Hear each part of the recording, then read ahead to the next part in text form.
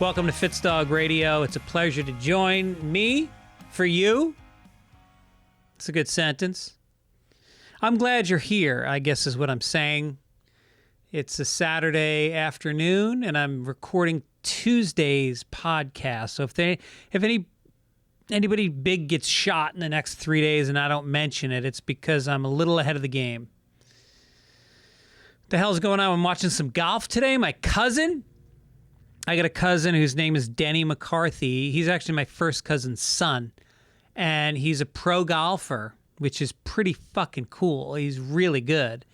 So we got a hole-in-one yesterday, and so he's in third place in the Players, which is top 5 biggest tournaments in the world every year. And who knows? Who knows? It's exciting. What is it about having somebody famous or successful in your family makes you feel more successful? You know, like I grew up with a dad who was semi-famous. You know, in New York City, he was very well known. He was one of those guys where, like, if I met somebody my age, I could ask their parents, do they listen to Bob Fitzsimmons? And 90% of the time they did.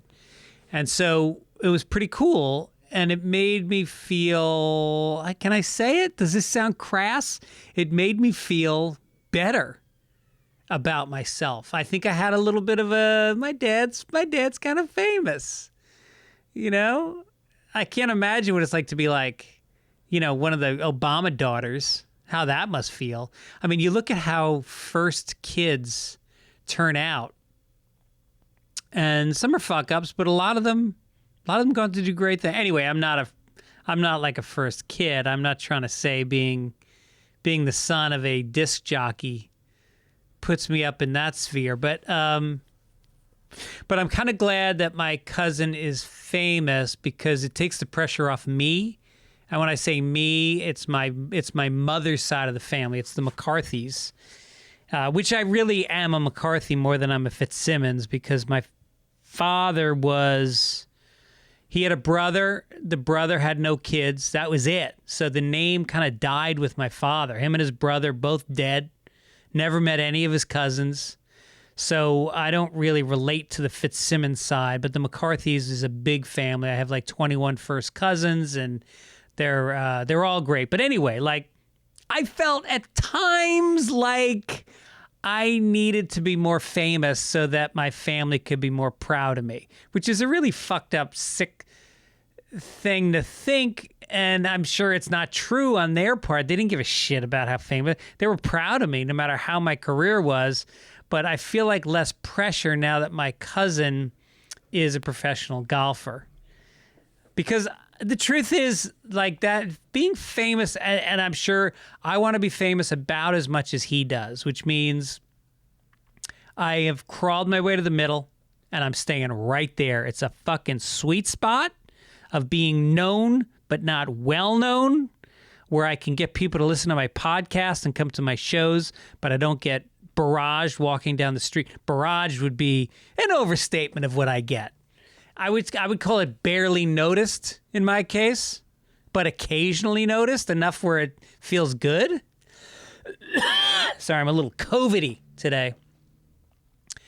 And anyway, I never went the publicist, go to every party route. I never went the stay on social media all day route. I kind of went the split time between my family and my career route, which I am happy with. There's moments where I feel like I see some people that are super famous and I'm like, it's fleeting. It's unexamined. When I feel jealous, it's unexamined because when I stop and think about, do I really want to be that person? No, I always still want to be myself. But maybe there's something in our society that makes everybody covet fame. You know, there's a great documentary called Fake Famous where they launch a bunch of internet influencers out of nothing. But these people all want it so bad that they will say anything, do anything, lie, present a false self, all to get people they don't know to like them on Instagram so that they can get paid by companies to endorse products they don't believe in. That's the whole game. And when I say I believe in my sponsors, I really do. I don't do products I don't believe in. And it may seem like, oh, Blue Chew? Yeah, Blue Chew. Fucking erection pills. Good for people. So people have a hard time with that. But will I do alcohol? No, because I don't drink. So I get offered alcohol sponsors, don't fucking do them. Do I do, what are the other ones I won't do? I shouldn't even mention, because who knows? Maybe things get tough. I start doing the fucking gambling sites or whatever. Anyway, let's get to it. Rob Corddry is my guest, so I don't want to waste a lot of time because he is one of my favorite fucking guests of all time. He's been on the show, I don't know, 7 or 8 times. We've gotten to be friends over the years. I think he's super talented, one of the sweetest human beings of all time. Not a disingenuous bone in this guy's body, and yet at the same time, a fucking wise-ass Boston guy. You can bust his balls and whatever. You'll hear the interview. It was fun. We did it a couple days ago. But in the meantime, let's do a couple nicknames. I put it out to you. Send me what your nickname was. It's always amusing to me. There's always a good story behind it. Steve Hall says, a nickname. A friend of mine was a fighter pilot, and he had a black Jewish guy in his squadron whose call sign was Hebrew. Hebrew. That's good. It's not your nickname, but it's still a good one. Jewish and black. That's a kind of a cool one.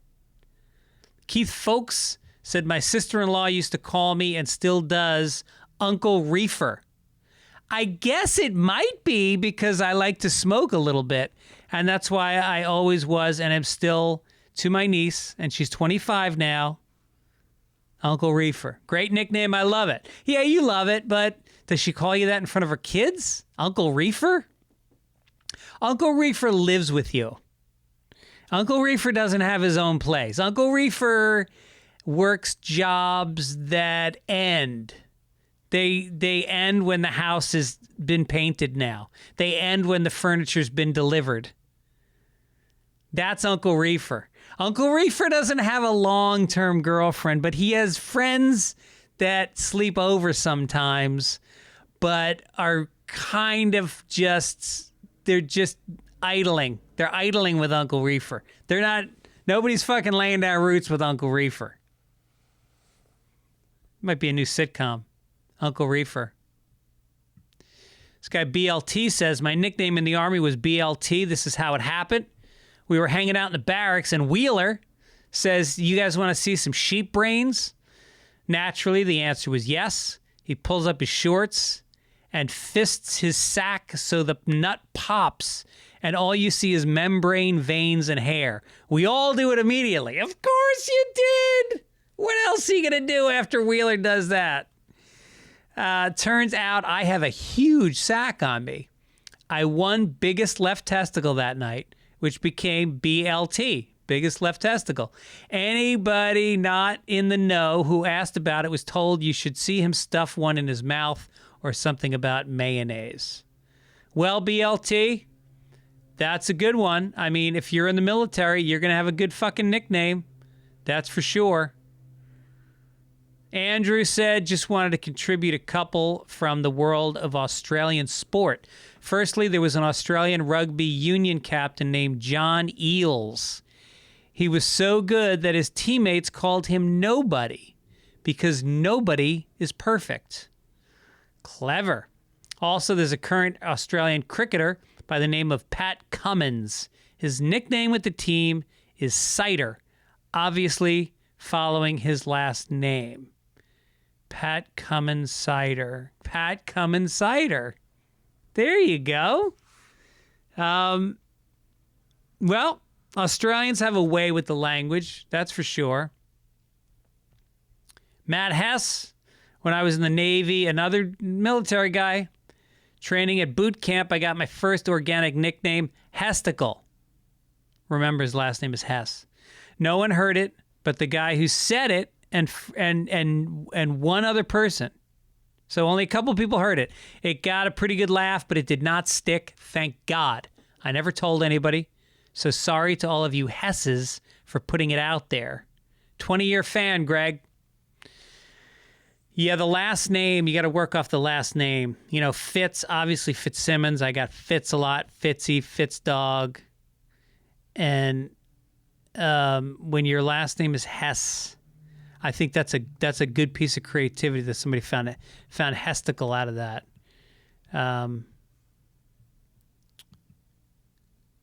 What else do we have? Oh, yeah, quarantine. When I was quarantined, I asked you guys for some movies and TV shows to get me through living alone in the bonus room of my house. I'll just read a couple more, and then we'll probably wrap up this segment since I'm not quarantined anymore. But here's one. Brian says, just watched Crock of Gold over the weekend. Documentary on Shane McGowan from the Pogues. It was produced by Johnny Depp, but luckily he only inserts himself into it a little bit while doing his Hunter S. Thompson impression. Oof. There's a great bit where Jerry Adams interviews him, which is maybe the most Irish thing I've ever seen. Yeah, Jerry Adams. I got some thoughts on Jerry Adams, but I'll get to those on another podcast. Norm 2000 recommends In and of Itself. Best 90 minutes of TV you'll watch this year. Don't Google it. Watch it cold. It's totally something that your whole family will enjoy, and you'll enjoy discussing. 100% critic score on Rotten Tomatoes. Well, that sounds like it will put me in a good mood. You know what else puts me in a good mood? I just had a thing. I have a sponsor on the show, BetterHelp, and they extended to me a special deal for me to sign up with the service, and I want to walk you through what my experience was with BetterHelp. It is a service that helps put you in touch with professional counselors, therapists that will help you with your mental health, and it was so easy. It was so easy that I can't believe it. It took 15 minutes online to fill out a questionnaire. They hooked me up with a therapist who is fantastic. I had one meeting with her. She got in touch with me within 48 hours. No, same day. 3 hours later, she got in touch with me. I had an appointment with her 4 days later, and I'm on. And she's like, do you want to continue with me? I was like, fuck yeah. You're one of the best therapists I've ever talked to. If you have any kind of financial need, they will work with you. But no matter what your situation is, maybe you're depressed, maybe you have anxiety, maybe you're having a hard time coming out of a bad relationship, they've got somebody they'll match you with that has those skills. They do it worldwide. You can send messages to your counselor anytime you want, little texts, whatever you need. Stay in touch. Excuse me. And no more waiting rooms. You don't have to sit around and look at people. It's all done online. You can do video, you can do phone, whichever. Much more affordable than traditional offline counseling. So do it. This podcast is sponsored by BetterHelp, and Fitzdog Radio listeners get 10% off their first month, the whole month, at BetterHelp.com, Fitzdog. Visit BetterHelp.com/Fitzdog. Join over 1 million people who have taken charge of their mental health with the help of an experienced BetterHelp professional. Okay, let's do it. My guest, he is, you know him originally from The Daily Show with Jon Stewart, where he was maybe the best correspondent ever on that show. He was in Hot Tub Time Machine. He created and stars in Children's Hospital, which has gotten 4 Primetime Emmy Awards. And now you know him. He was on Ballers on HBO, which was a great show, even though The Rock was in it. And now is on a CBS sitcom called The Unicorn. This motherfucker works. And he makes time for me, which I appreciate. Here's my chats with the great Rob Corddry.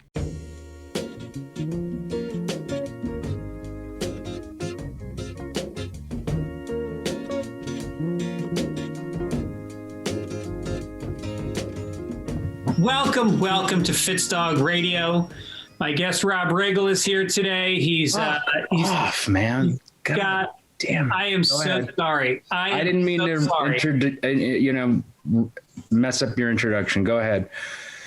I always fuck that up with you. Riggle and I are basically the same person, right? I mean, interchangeable.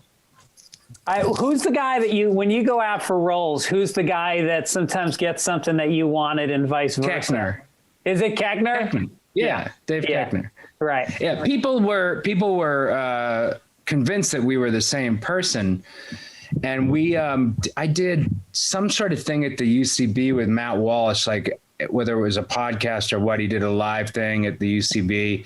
I mean, he had both of us on, and the joke was that he was going to blow people's minds that we were different people. Yeah. And it blew people's fucking minds that we were different people. Oh, that's great. Yeah. Yeah, it's you're lucky. I get Todd Barry. Jesus Christ. That's Todd Barry. You know what? You mentioned Todd Barry. Fucking Todd Barry. I miss that guy. I haven't seen him in so long. He was one of those dudes that when I was living in New York, I would always see at a party. Always. Yeah. And you could walk up to, and you could always be guaranteed a good time. Yeah. You know, he's a good time. He locks in. He locks in, and he's easy. He's easy. Yeah. He doesn't require anything of you. Nope. And you can get, if you're having a bad time at a party, do a lap because he's at the party. He's there. He's at everybody's party. He's at the SNL rap party. He's at Jeff Ross's, whatever his current roast show has a premiere. He's there. And now you're thinking, listener at home, thinking, okay, wait, he's at my sister-in-law's engagement party in Iowa City. Yeah, I'm not convinced he's just one man. I'm one of them. I'm telling you. He's the best. Yeah, Todd's great. I got to get him back on the podcast. But what'd you put in your mouth? What is? Don't worry about what I just put in my fucking mouth. Okay. I mean, your breath is not an issue. Where it's a zoom. It's not ecstasy. It's not. It's not. It's a prescription. No, it's one of these guys right here. Have you got a breath mint? Spry Gems. Spry Gems. They're xylitol mints. Listen, I won't shut up about xylitol. I love it, but I keep I keep a bunch of Lucy's in my pocket. Yeah. Are you concerned about your breath? Because mine, I drink coffee all day, and I'm actually pretty paranoid that I have bad breath, mostly because my wife will tell me I have bad breath. It didn't start out as a breath thing. Like, I just need to always have something going in my mouth. Yeah. Like something doing.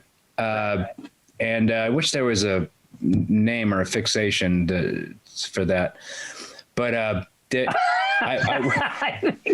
think it's from, you were a baseball player, weren't you? Well, sure. Come on. I got to think an Irish kid out of Boston. You have to play some ball in your day. Yeah. I played third base for the Weymouth Police in Little League. Sure. Not to brag. Shit. Wow. You were on the police team? Third base. Wait, so if you're on the police team and you play another team, I got to think they're going to forfeit the game because they don't want to be on the bad side of the police. I saw nary a cop when we were, all I saw was parents abusing their children. Basically. There's a lot of that. A lot of drinking. Yeah. Just parent, our coach wouldn't show up maybe for a week or two. Be like, yeah, Mr. Donovan is, he's down for the count. I'm going to step in. And our assistant coach, it was terrible. When you were on second base, this was his sign for stealing. Bobby, steal third. And I was like, what? Are you trying to teach me a lesson or something? That's much ballsier. You tell them. It's like remember in was it Grasshopper in the Kung Fu TV show No. It was a no. It was a Charles Bronson movie where he said, "I'm going to take the right side of my foot and I'm going to knock you out on the right side of your face," or something like that. Like he called it. He called it, then he did it. Yeah. Much ballsier. I love that. See, I actually work better that way too. You know, when somebody says, if I'm tasked with something that's very hard to do, I usually start off doing it by saying, "Watch this." because if you call it, you're more apt to do it. Right. I found. And is that foreplay with you and Sandra? Watch this. Watch this. No. See if you can guess. That would be what I'm going to do now. Very real. That would be really funny if I did that. Why don't you do that and then text me tomorrow? I did it. I just want to know. All right. Let me just run through in my head how that's going to go. Okay. A little foreplay. Just a little giggling, maybe laughing, because sex is funny. Sure. And then I get on top of her and I look her square in the eyes, eye contact, like burning. And I go, "Watch this."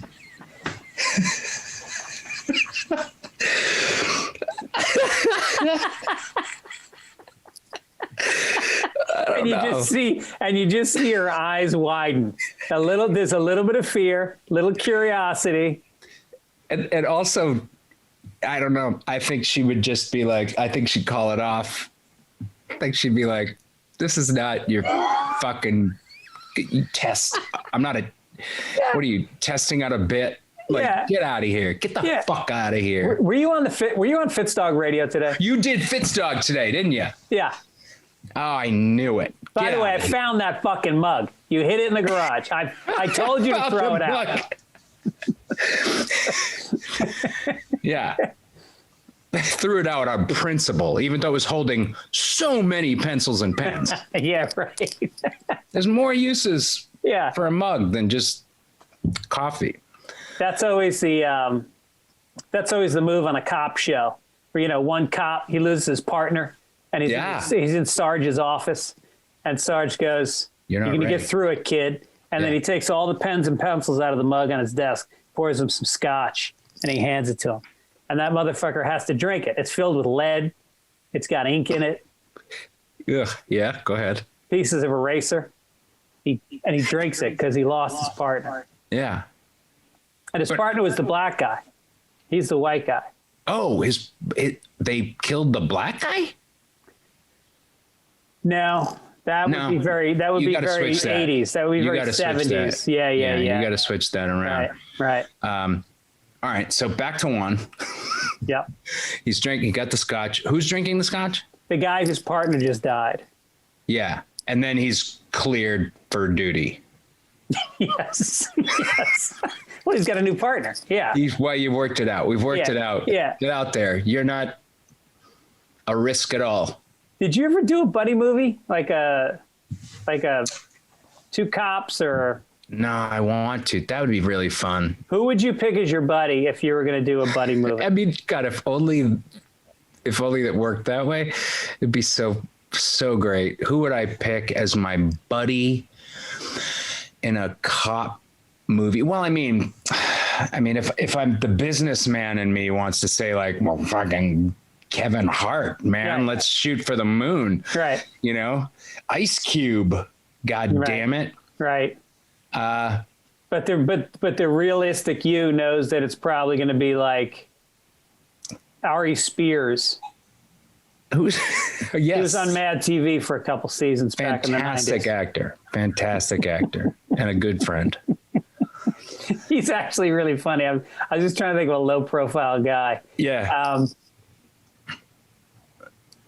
Listen, we're all low profile, man. Yeah. You look thin. You've been working out? No, I'm just 50. It falls off, doesn't it? It's weird, man. Yep, it falls off in ways I don't like. Yeah. Like I have an odd looking body now. I've got like that old man sort of like wiry, like, yeah. Yeah. Like, I don't know. I need surgery in my arm too, so I haven't been able to work out. Oh, what's wrong with your arm? You're going to like this. Yeah. I have a compressed ulnar nerve. My funny bone. No shit. Really? Come on, pal. I mean, whoa. And pilot season's coming up. You need that thing. Oh, shoot. I got to uncompress that thing fast. Yeah. So this is compressed. And so I don't have any feeling here. And like, I can't point really. Oh, God. Like, Jesus. I can point like a motherfucker over here. Right. But this one, this is the only finger, and I'm no joke, the only finger that's like totally fine. The middle finger. The middle finger. Wow. Jesus. But if you were to masturbate now, would it not feel like a stranger's hand in a good way? I'm a lefty anyway when I masturbate. Oh, yeah. There you go. Isn't that weird? But it would feel like a stranger playing with your balls. I mean, I'm a righty, but I'm a left. I switch. I guess I switch hit. That's not true. It's absolutely true. I do. I'm ambidextrous when it comes to masturbation. What else are you What else are you ambidextrous with besides masturbation? Zero things. I don't believe this is true. I have restrung my dick. So it's a it's a right-handed dick, but I restrung it like Jimmy. Like Hendrix, yeah. Yeah. No, it's true. I get it going with my yeah. I gotta hold the phone. I hold the phone with my right. You know what you gotta hold the blinds open. I gotta yeah. So you can see that high school across the street. Yeah, I gotta hold the bushes open. I gotta part the tree branches. I gotta tip, I gotta be tipping. So can we address the elephant in the living room? Yeah, go ahead. Our fucking heads and glasses. I think we look great. Why aren't we fucking crushing pussy all the time? Is that what are you asking? Well, I think with the new move, watch this. I think we're both crushing it like garbage men. We're crushing it. Look at us. Yeah. Look at us. Yeah. We have really done it, haven't we? We've done it. You've gone pretty close there. This happened yesterday. My daughter. I like that. I like that. I'm a little, this is like long for me. Like I feel like some kind of hippie. What number do you work with the buzzer? Usually one and a half, depending on what I'm doing. Cause on TV, it looks weird. If I go that, like, that's less than one, right? That's just nothing. That's just Naked, the buzzer. Naked Blade by Naked Blade. Greg Fitzsimmons. Yeah. Then you look totally bald, and it's I think on me distracting. Yeah. Even though you and I have pretty good shaped heads. We have good heads. And I was worried I didn't have a good head because I used to get a lot of scars. I had a lot of stitches on my head. And I thought I would look like Frankenstein growing up. Me too. Yeah, we're bleeders, man. We're bleeders. Check this out, too. I got one right here right now. Oh, yeah. There you go. You know what I do? This is weird. So I sleep on my side, and I tuck my arm. This arm is always on my head, and I wake up with a scratch on my head. So I scratch myself to the point of bleeding sometimes at night. No shit. That's not this, but I do like. I'll come into the makeup trailer in the morning at work and she'll be like, holy shit. What are you doing? Why do you hate yourself? You're like a cutter. You're a sleeping cutter. But I'm a coward about it. Like I can't even just cut, man. You're a scratcher. I'm doing it in my dreams. Let's go scar for scar right now. Yeah. I'll start. This one, you can see across the middle of my forehead right here. That was a hockey stick, 13 stitches. Used to play at, you can see it right there, right across there. All right, big shooter. See? At BU, we got the midnight ice time. And so we would drink all night, and then we would meet at the rink. And you're supposed to wear helmets, but nobody wore a helmet. Fuck no. And a kid switched directions and just flipped. Who does that? Flipped a stick over his head to do it, and it came down flat across there. Yeah, he was an amateur. And so I had to go to the hospital drunk at 1 a.m. Oh, was it a beer league? Yeah, it was a beer league. Beer league, man. Yeah. Yeah.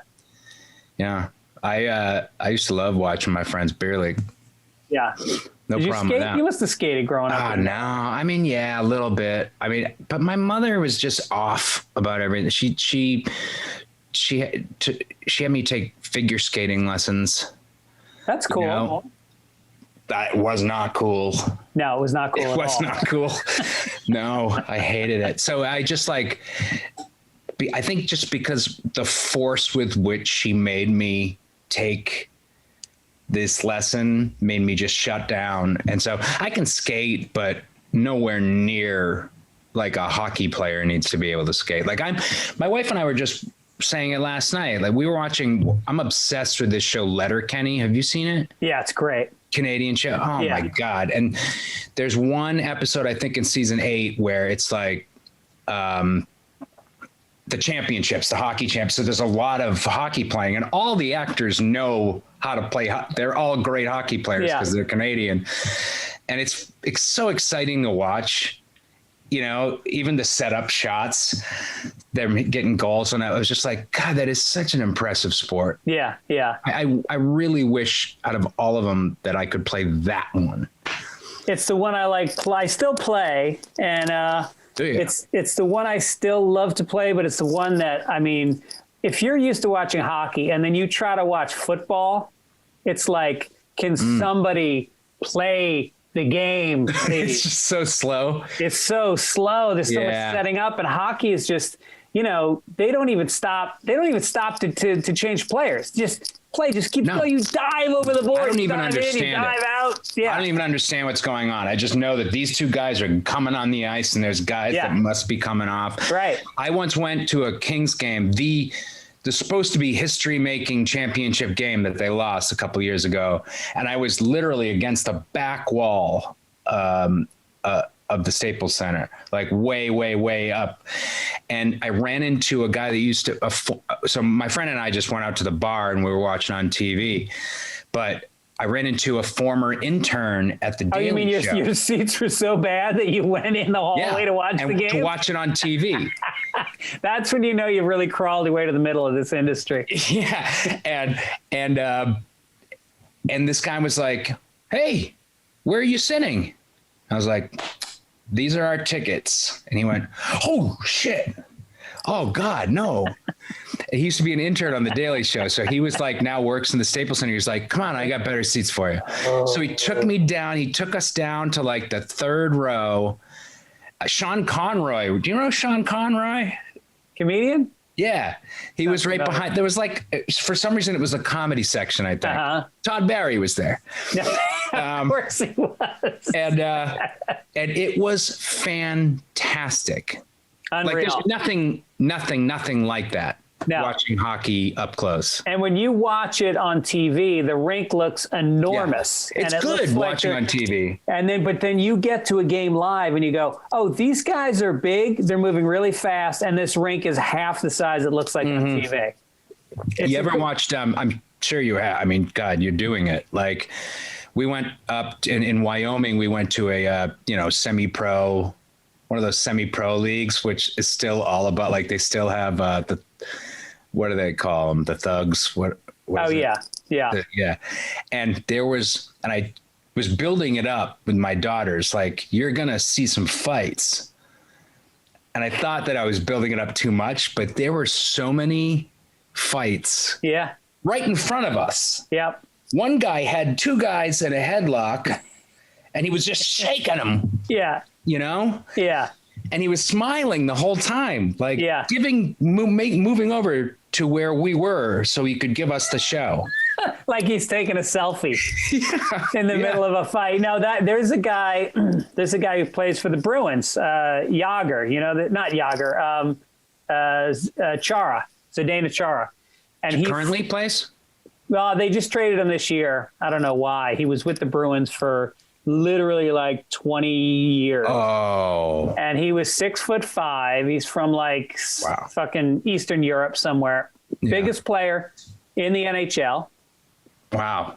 And the toughest guy in the NHL.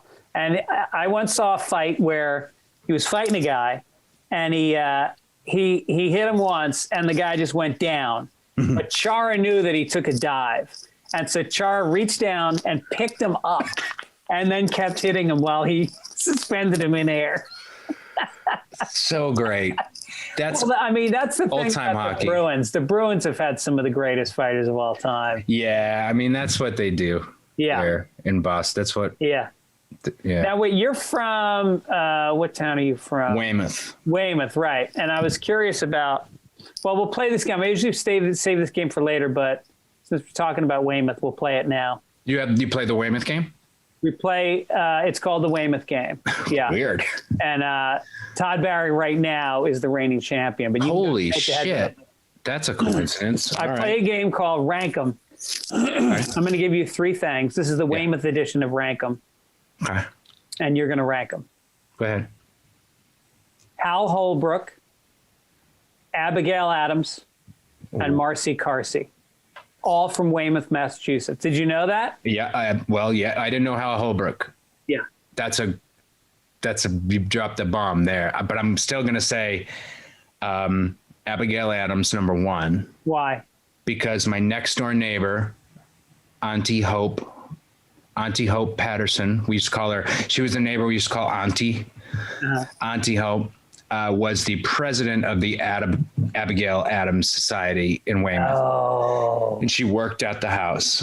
Wow. So we, I have a reverence there that I have to respect. So Abigail Adams, number one. Marcy Carsey, number two, because it was probably the easiest Hollywood general meeting I've ever had to take. Like you get these things like, hey, I'm going to set you up, meet so-and-so. Yeah. You're going to drive all the way across town and you're going to spend a half an hour with this person and nothing is going to come of it. My most pleasant was with Marcy Carsey because all we did was talk. So people don't know, Marcy Carsey is Carsey Warner, which is probably one of the biggest kind of independent production companies. It's not a Warner Brothers or a Universal, but were they Friends? Did they do Friends? God, I don't even know, man. Probably, yeah. I mean, they've done a lot of great TV. So you had stuff to talk about when you sat down in the meeting, but did anything come of the meeting? No.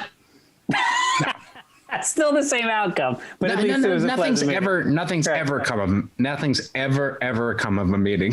Yeah, I know. No, we're just meeting. I can remember when I was young. I first came out here. I was 29, full head of hair.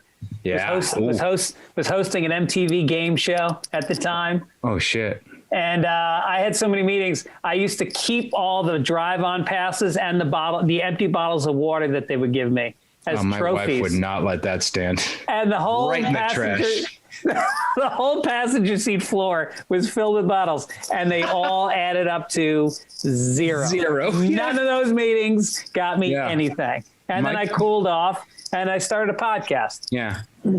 And so then Hal Holbrook goes in third, just because I had no idea. Nothing against Hal Holbrook. I mean, if people don't know, Hal Holbrook was, of course, Barney Miller. Fantastic actor. Great actor. Iconic. You know who else is from Weymouth? I gotta wait. I'm gonna write that down and look up Hal. I gotta check your work here. Yep. Hal Holbrook, man, that was a bomb. All right, go ahead. I went down a rabbit hole of Weymouth. So then I looked up you. Oh, I'm so excited. I'm going to give you another rank 'em, and then I'm going to give you the bombshell. Go ahead. Booker T. Washington, Frank Lloyd Wright. No. Yep. not his whole life, but for a period of his childhood. He was in Weymouth. And Nate Corddry. I'm not aware of that last one. He is a guy, he's been on Fitzdog Radio. Oh, well, I've listened to every single episode. I have all the mugs. He did not get a mug. He did not get a mug. No. Oh God, his fiance would totally let him keep mugs. She loves mugs. She's crazy for mugs. Fiance? Is this his first engagement? He's engaged. Never been married before? No. Oh, he hung in there for a while. Yeah, he's traditional. Yeah. He's traditional. I'll give him that. And you know, they're good. They're good. That's amazing. Yeah. So I would rank, of course, Nate Corddry and his fiance first. Okay. There. Right. What were the other two? Booker T. Washington and Frank Lloyd Wright. That's big company. Crazy. Yeah. Jesus. I don't know. That's really good because you really got right in my sweet spot there. You got right in a couple of sweet spots. Mm-hmm. Because you like architecture. I'm trying to think of any way that Booker T. Washington or Frank Lloyd Wright. I mean, I guess Frank Lloyd Wright was more of a champion. I mean, like more iconic in his field than Booker T. Washington, right? I think you're Frank Lloyd wrong. I think Booker T was the head of the whole African American movement from Reconstruction, Jim Crow. He was the guy who got. Wait, I'm thinking of the music. Booker T and the MGs? Booker T and the MGs. Yeah. No. Oh. Booker T. Washington was he was a famous orator, organizer, politician in the turn of the 20th century. Oh, well, now you got me canceled, man. Yeah. Jesus you're fucked because that's kind of a thing. That's a deep cut. You're a big BLM guy. You got to know. No. I am an ally from way back, and that cuts me to the quick. All right. But Green Onions was a great fucking song. I got to give you that. That Booker T doesn't know a fucking thing about Weymouth. What was Booker T. Washington? I mean, I guess a black person growing up in Washington, growing up in Weymouth, it's going to make you an activist. Right. Right. You know? Yeah. Not easy, I assume. Well, that's where... I'm forgetting the other black activist from before that, who was an abolitionist. I just read his fucking autobiography, and now I can't remember his name. Frederick Douglass? Frederick Douglass. Oh, I just redeemed myself. He lived in Massachusetts for a spell. I think it was Springfield, right? Wait.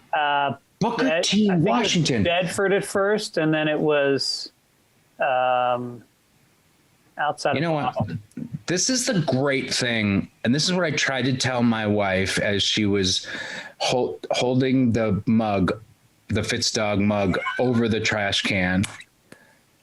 I was trying to tell, I was like, look, I learn things when I go on this show. I learn, don't throw it away. I learn things. Yeah. And this is a great example. I know. Booker Taliaferro Washington. Yeah. Wow. Yeah. Born in Virginia. What are you talking about? Well, I didn't say he was born there. I said he lived there for part of his childhood. Okay. All right. You know who else? You know who else lived in Weymouth? Who? I hope you know this guy. Frank Salemi. He is a huge mobster. Yeah. Well, are you talking about his blow? No, that's a different dude. No, this is the guy. He was the head of the Patriarcha family for a while, and he killed fucking dozen people. Spent a few runs in jail. Was one of Whitey Bulger's guys. That sounds right. Yeah, and he was in Weymouth the whole time. There was another dude. The guy that the movie Blow was written about, and I'm just George Jung.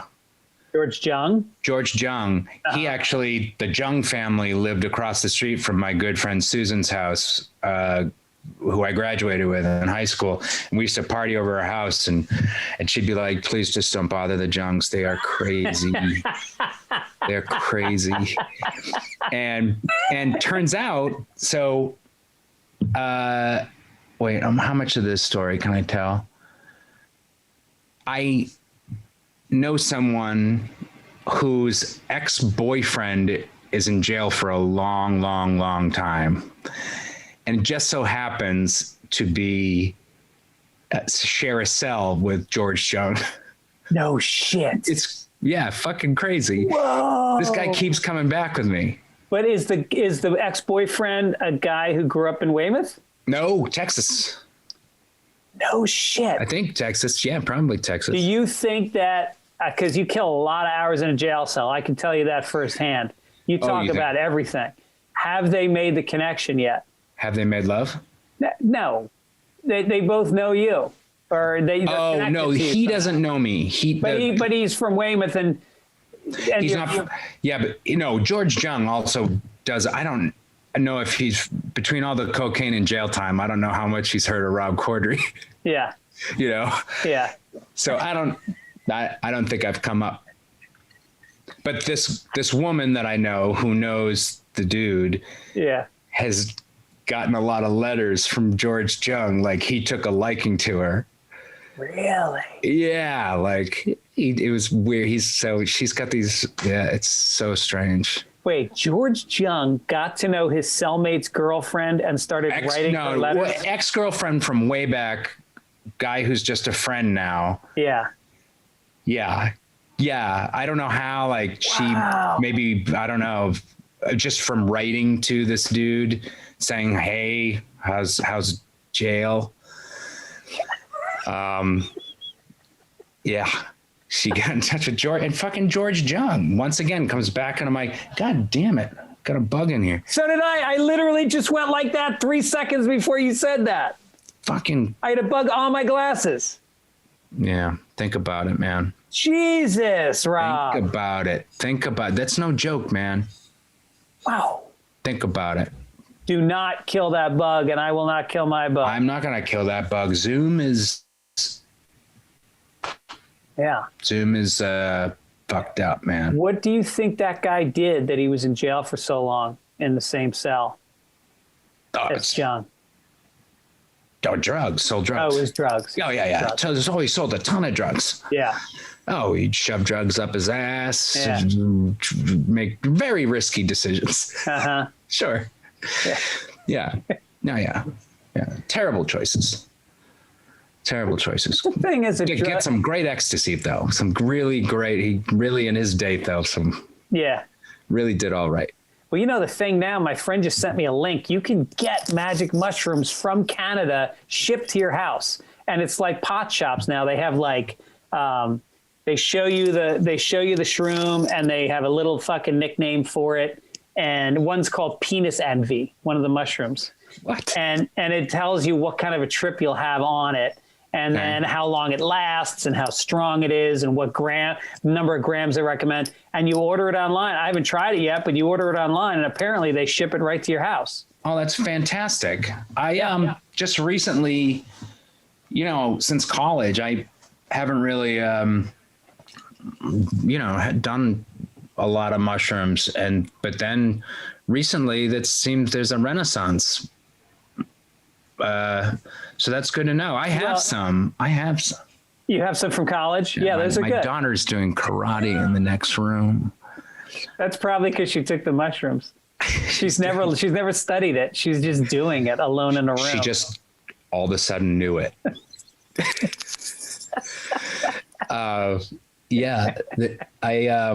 And current day mushrooms as compared to the ones I took in college, totally different experience. I'm sure. And, now they're decriminalized in Colorado and Oregon. Oregon's always the state that makes shit legal before everybody else does. Yeah. Remember with Kevorkian moved there, and he was taking people down in a gentle, loving way. Yeah. They're pretty cool. Like it's almost like they're trying too hard. Yeah. I think that, you know what they're making up for is that black people were not allowed in Oregon for a number of years after slavery. Did you know that? Well, that's a lot. There were zero people in Oregon of color. All right. Yeah. You got a lot to make up for. That's fucking, no one ever did that. No. Not even in the deepest of the South did they do that. You fucking got a lot of work to do. Yeah. Yeah. So you're not done. Keep making stuff legal. Yeah. But the mushrooms thing, there's a book I read by this guy named I can remember. It's called Changing Your Mind. Michael Pollan. Yeah, it's right there. I have it right over there. Michael Pollan. Yeah. Yeah. Changing Your Mind. And it's all about. I haven't started yet. Yeah. Well, it's an audiobook, right? It's only out as an audiobook. No, it's a book. I got the book. Your assistant listened and wrote it down for you because you don't like audiobooks. Son of a bitch. Did you walk out of a podcast or you're getting the book? I'm getting the book. Holy shit. Yeah. Whoa. Yeah, I thought you were playing a bit on me because you're from the improv world. I'm not playing. No, this was not a skit. I was not playing a skit on you. Yeah. You're going to love it. It's about I know. I'm just basically they studied shrooms back in the 50s. LSD, psilocybin, all these different hallucinogenics, and they found incredible success for people that had depression, anxiety, people that were facing death. It helped them wrap their heads around it, and all these amazing advantages of it. And then when Nixon came along and he did the war on drugs, they buried it. They just got rid of all of it. And this was at I think at Berkeley and what other? I think Harvard. Yeah, Harvard, because that's where Timothy Leary was. Yeah. So now they've unearthed it, and now they're doing all these new studies, and they're like, this is the drug of the future. It still makes no sense. Like, okay, there's zero bad things. There's a ton of pros. We've listed no cons. Yeah. And he's like, well, that's got to go. Right. Yeah.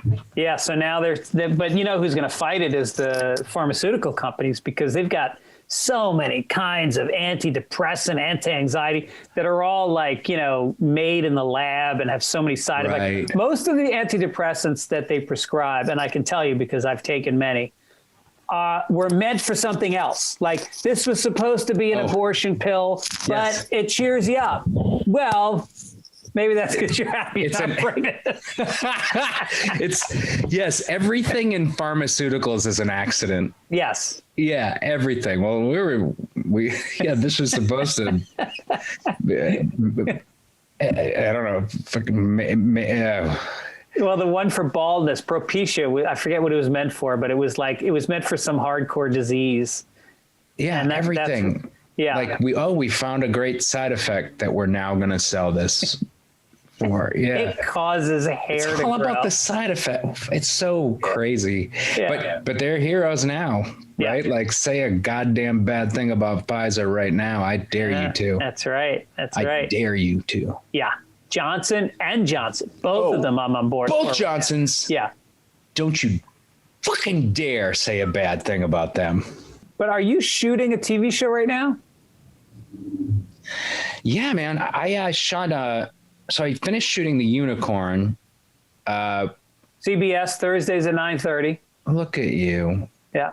You're the best. I'm sorry I threw out that mug. I swear to God. You're a good friend. If I send you another, do you want me to send you another one?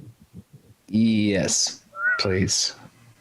Oh, so I need your address then after the podcast. I'll give it out live. It's 5. That's it. It's just 5. Do you live next to 4? Yeah. I know that guy. Yeah. Yeah. Yeah. The whole block is just 1 through 10. It's a bunch of fucking losers. It's the first block in Los Angeles. Yep. Prime real estate. What were we talking about? Whether or not you're working on a TV show. Oh yeah, and now I'm doing. So that ended. That finished shooting, and now I'm doing Top Gear. Oh, Top Gear America. Top Gear America. Yeah. This might be the one thing that you and I have left to talk about. Cars. In this wide world. Yeah, cars. Are you a car guy? Little bit. Yeah. Yeah. God damn it! I knew it. I knew it. I remember I had your predecessor on. Adam Ferrara was on the show. I think he might have hosted some version of that show at some point. Yeah, he did. I'm supposed to do his podcast, but I can't work it out. Yeah. Yeah. So what was your what do you drive right now? What kind of car? I drive a 2018 911S. Nice. Yeah, it's great. Good family car. Take the kids around and a lot of that. That's really a statement. Like, yeah, this is for me. What's the car seats? Once there was no need for a car seat, I was like, fuck you guys. Immediately started getting bullshit cars. And my family could not hate this Porsche more. They just, because Porsche, it does have like there's a stigma with non-car people, right? There is a douchiness applied to Porsche owners, which I will own. That's fine. It's worth no it. problem. It's the price of admission. It's worth it. Exactly. Yeah. I'll buy that ticket. But it's like they hate it. They all hate the car, and I actually try and get them to love it. Like, well, I tell my little daughter, like, you can almost drive this like a stick. Look at these little paddles right here. She's like, shut up. Just take me to karate. She'll be old enough to drive soon, though, and then she'll be into it. Oh yeah, I can't wait. My dad had a Corvette, an L84. Ooh. Which was the fastest production engine ever made at the time when he got it. What year? It was like it was the L84, so it came out in 84, I think. Yeah, and that was probably beaten by the GNX, right? The Buick Grand National. Oh, yeah, but didn't have the handling, the Grand National. Oh, no, the Grand National. Driving a couch. It's like it's one of my dream cars that very swiftly turned into like something I don't want anything to do with. Yeah. So he never he'd barely drive me in it. That was his car. And I didn't mind because my dad smoked 3.5 packs a day, and now you're in a car compartment that's the size of a phone booth. Yeah. And so he'd drive me around, and then I always bugged him. Like once I turned 16, I'm like, you got to let me drive this car. Yeah. You got to let me just one day. Please let me take it to school. Let me get late. Oh. And he kept putting it off because it was a lease. And he goes, all right, the lease is up in 6 weeks. I'm going to let you drive it before I turn it in. And I can't fucking believe it. I'm telling my friends, I'm coming to school in the L84, guys. Yeah. I'm gonna fuck Linda Rizzo. And so the day before I'm supposed to take the car to school, the engine block cracked somehow, and it seized. Done. Oh. Turned it in. Never got to drive it. Oh, that's not a funny story. No, that's just a terrible. I was so just dialed in to little Greg. Yeah. There. That's a terrible, terrible story. But then I was a parking attendant at a country club, so I got to drive every amazing car ever made. But see, that's great, right? Because isn't that the fun? Like, I just want to drive everything. Like when people ask me what my favorite car is, what cars I hate, and I'm like, I hate anything. Yeah. I like just to drive different cars. Yeah. I don't care what it is, really. No, like there were some fun cars. Like remember the Datsun B210? Yeah. Yeah, the 210 is a great car. A great car. Yeah. Yeah. I have a 280, a Z, 280. Oh, do you really? Yeah. Oh, wow. So, I mean, it's after, of course, the that car, but that car is like more, I think, of an enthusiast. That's like more of a bullseye enthusiast target, you know? Yeah. Because it's a real like sleeper kind of deep cut.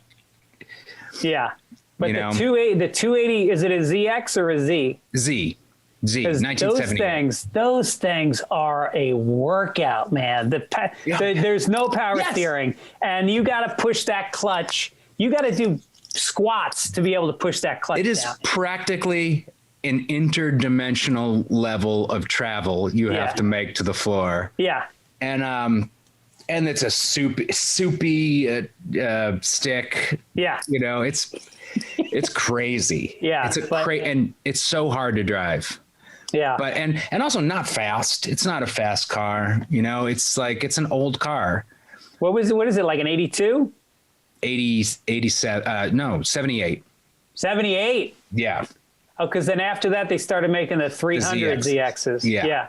It was a 280 ZX and then the which are also pretty ZX. cool, man. I got a soft spot for all those cars, except like I don't know.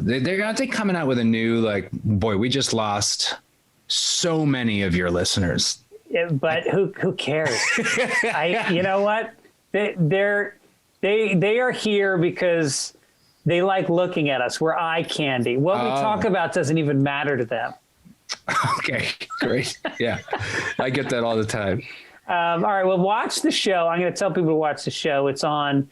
I hate to say I haven't seen it because it's on the Motor Trend app. I can't find it. What's it's not the most accessible show. It's a new streamer you got to fucking stream on. Yeah.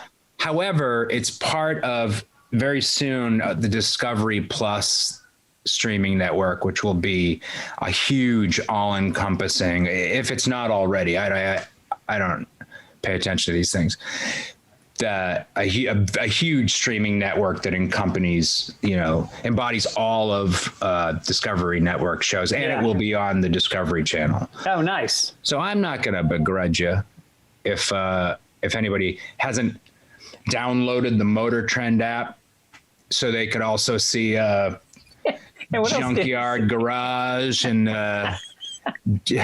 JDM Finish Masters. Yeah. So, something with reruns of Dog the Bounty Hunter. Only when he repossesses not even. cars. It's way more focused than that. Yeah. Way more focused than that. It's like Metal. This one's just called Metal. What you can make with it. It's pretty intense. Yeah. And the same 20 people are on all the shows. Right. But all the good thing about it is that all the Top Gears are on there. Like the British Top Gear, the original flagship show, which is a fantastic show. I mean, the biggest show, I believe it's the biggest show ever. In England or here? No, in the world. No shit. Yeah, Really? I believe it might. I mean, you can fact check that. I might be wrong. I think it might hold the record as one time being the biggest show in the world when it was running. Yeah, wow. And then one of the hosts punched a producer, and it was over. No shit. So, but they're fantastic shows. Yeah. And that's one reason to sign up for it. Sign up for it. If not this guy. Did you get your Girl Scout cookies yet? I just got mine yesterday. No. We don't play around with that organization. Are they bad? No. I'm a Boy Scout. We've been down this road before. You're an Eagle Scout. I'm an Eagle Scout. Yeah. And my daughters were involved for a while. Yeah. And it just bummed me out, the level of like the Boy Scouts, or at least my experience in it, was pretty intense. And this was just like, we just sell cookies. Yeah. We sell cookies. Right. And I was like, shit, you're wasting your time in here. Yeah. They weren't having fun. Right. And it's always like, you come out of the store and here's these girls and they're standing out there and you want to help them and support them. Yeah. Buy a couple boxes. And then you're at Ralph's and you're walking back to your car. And then some black teenager comes up to you and he's got a box full of Snickers bars. And he's like, Excuse me, sir, will you help support my basketball team? And you're like, that's a fucking scam. That's a scam, man. That's a scam. But yes, I will buy one of those Snickers bars. I'm not to support your fucking imaginary basketball team. Right. But I will buy one of those Snickers bars because I want a Snickers right now. And meanwhile, the Girl Scouts, they're not getting the money. I don't know if you've seen they crunch the numbers. They get like a nickel for every box they sell. And there's some multinational company that it's a total scam. I read about it. Yeah. It gets worse. Oh, yeah. It's such a bummer. Those cookies are delicious, though. But what about the Boy Scouts, man? I was just reading that there was more molestation in the Boy Scouts. They're having a great Catholic easy time Church. Right now. They're having a very easy time right now. Yeah, Jesus. No problems. Woo. Yeah. Yeah, we had a guy in our troop. Oh, you did? They actually went to jail. I don't know, I might be wrong about this, but he might have died in jail, like fell down the stairs in jail, sort of thing. Really? But he was a bad dude. Did you suspect it when you were there? Yeah, I suspected something.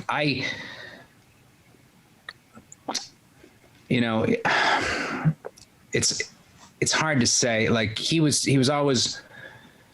We didn't have a understanding of what, of course, as a child, like what a predator does, Right. So, but we knew there was something wrong, I guess, or I knew, and everybody individually knew there was something wrong about those guys that come in and make friends with the weakest one, the guy that needs the friend. And I said something, and the guy like took me aside at a summer camp, took me like into the woods, and I was like, oh yeah, I'm gonna get it. I guess it's my time. But I could take him. I think I could take him. I was the prime of my youth. And he was like, I don't appreciate you saying those kind of things about me. I'm just just a guy trying to be in the Scouts. Yeah. Whatever. And fucking year later he's in jail. Oh shit. Yeah. Damn. Yeah. Did you play a child molester on Curb? Well, hold up there. Now, did you draw from this experience in that character? Check your IMDb page. Your research isn't as good as you think it is. I played a sex offender. Oh, right. A nondescript sex offender. Okay. So what did he do? He's a fantastic guy.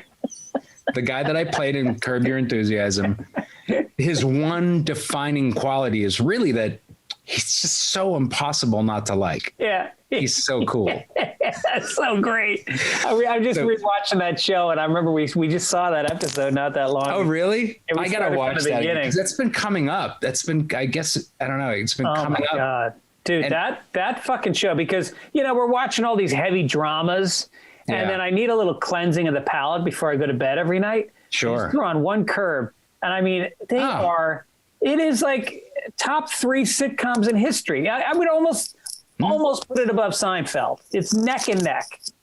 I would put it above Seinfeld just in terms of I don't know. It appeals to my sensibilities a little bit more. I love Seinfeld, but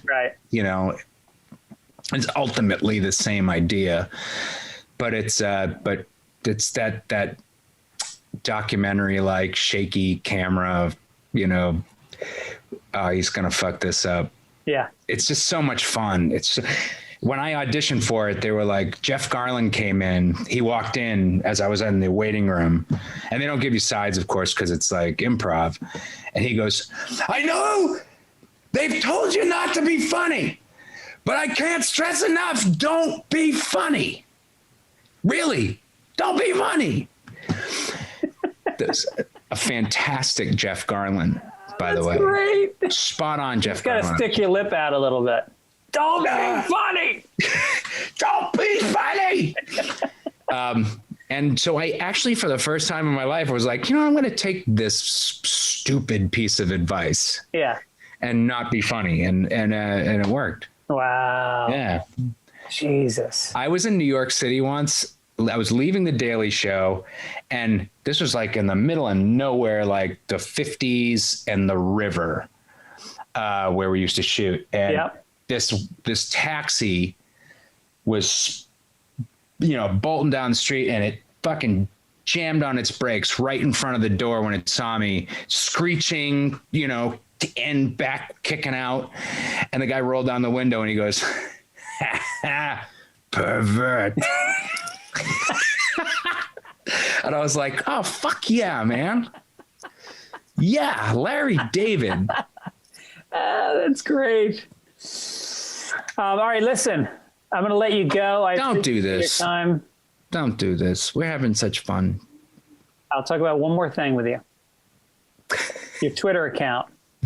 Oh. Because I remember when Twitter first started, you were one of the first guys to be at big fucking numbers. Yeah. You got in early.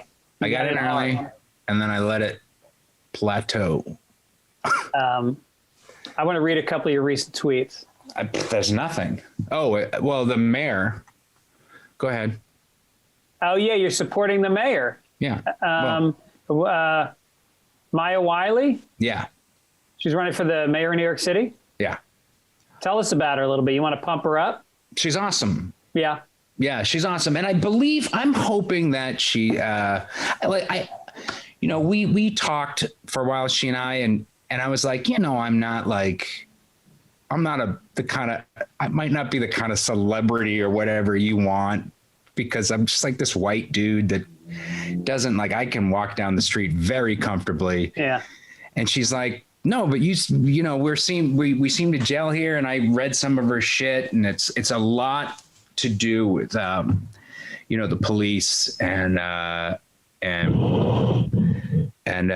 she's, there's just too much to really. But is that a tough sell right now? Because de Blasio is so hated, and a big part of it is his relationship with the police. So I wonder then why she's in the top. There's a million people running for mayor of New York, right? Yeah. I wonder why she's in she's one of the 3 to 5 people that everybody talks about. Right. She's a black woman, and that alone would have, had my support, because that's something that I think New York would benefit from no matter what. And she is just, I just liked her. We just got along. We did bits.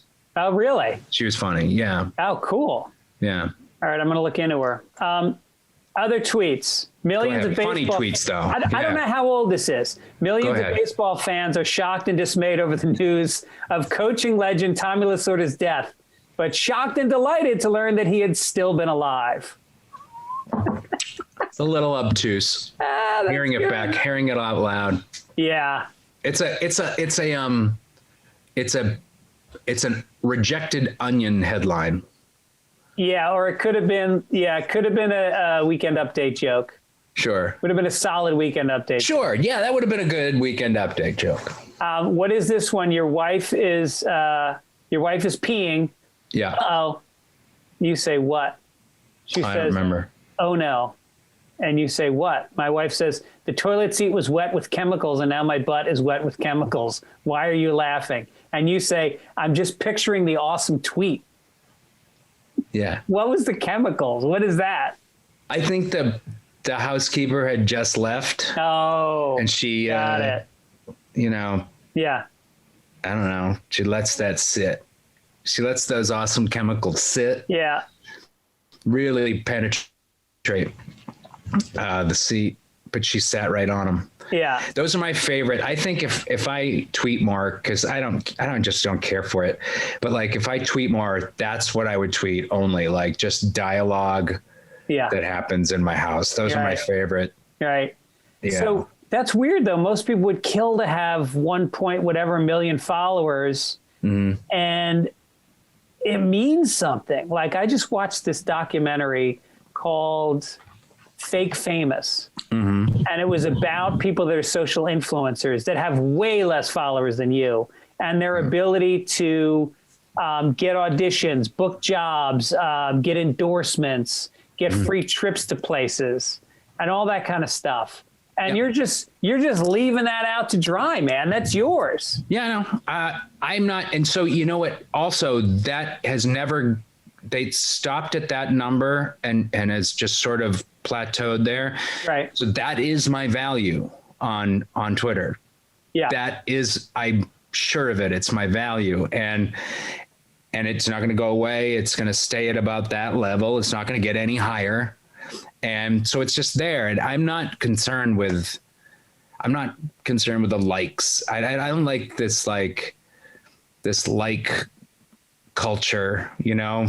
I don't care. I don't never look back at a tweet to see like how it did. Yeah. And Instagram, I hardly have, I don't even know. I'm not, I only have a fraction of that many followers. And I was on a meeting, a Zoom with my commercial agent and my PR rep. And they were and my PR rep was like, well, he's got to get the Instagram followers up, but we're going to work on that. And I was like, oh yeah, I have a whole plan.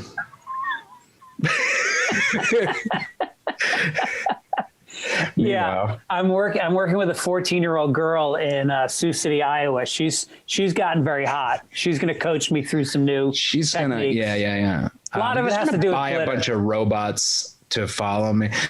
I've been doing car reviews. I've been doing car reviews on there.